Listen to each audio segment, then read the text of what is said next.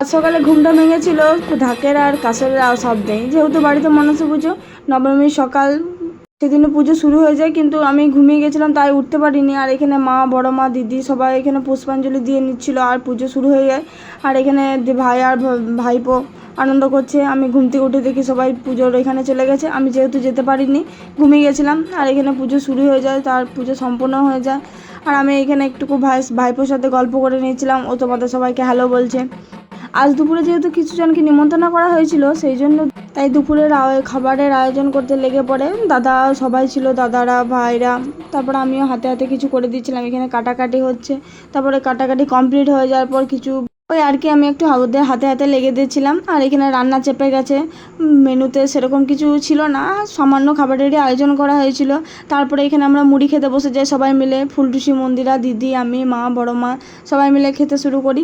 আর এখানে যেহেতু অনেকজনা ছিল তাই একটা বড় গামলা আমাদের এইভাবেই খাওয়া হয়, আমরা এইভাবেই খাই সবাই মিলে আনন্দ করতে করতে। তারপরে এখানে সবাই মিলে গল্প করতে বসে পড়ি। এখানে বৌদিরা সবাই ছিল, খুব আনন্দ করেছি, খুব গল্প করেছি। আর এখানে মন্দিরা ভাইয়ের পা টিপে দিচ্ছিলো, মজা করছিল, ওই আর কি ওদের ওই। তারপরে এখানে হচ্ছে মেনুতে যা যা ছিল সব কিছু শেয়ার করতে পারিনি, যা যেটুকু পেরেছি তোমাদের সাথে শেয়ার করেছি। আর এখানে ভাত, ডাল, কুমড়ো চোস্তা, খাসির মাংস, যারা খাসির মাংস খাবে না, মাছ। আর এখানে একটা মাংসের আইটেম ছিল, এটা ঠিক মনে করতে পারছি না কি আইটেমটা ছিল। আর এখানে সবাই মিলে আমরা ভাগ করে খাচ্ছিলাম, আর এইভাবে আমরা আনন্দ পাই, এইভাবে আমরা মজা পাই। তারপরে চলে গেছিলাম, এখানে সমস্ত কিছু আয়োজন করা হচ্ছিলো, দেখছে দাদা বসে আছে, সবাই দেখছে। আর তারপরে আমি স্নান করে একটু রেডি হয়ে নিচ্ছিলাম, লোকজন আসবে সেই জন্য একটু তো সাজুগুজু করতে হবে। তারপরে এই যে আমি রেডি হয়ে গেছি, আর এখানে সবাই আছে, সবাই মিলে আমরা গল্প করছি। আমাদের গল্প ছাড়া এই তো শুয়েই পড়েছে, আর দিদিও ক্লান্ত হয়ে গেছে উপোস করে আগের দিন।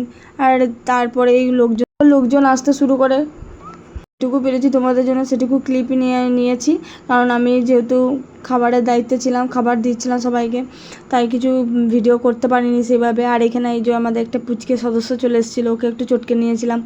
আর আমার তো বাচ্চা ছেলে খুবই ভালো লাগে। তারপরে লাস্টে আমরা খেতে বসেছিলাম, ভাত, ডাল, তরকারি। আমি ডাল খাইনি, শুধু মাটন নিয়েছিলাম।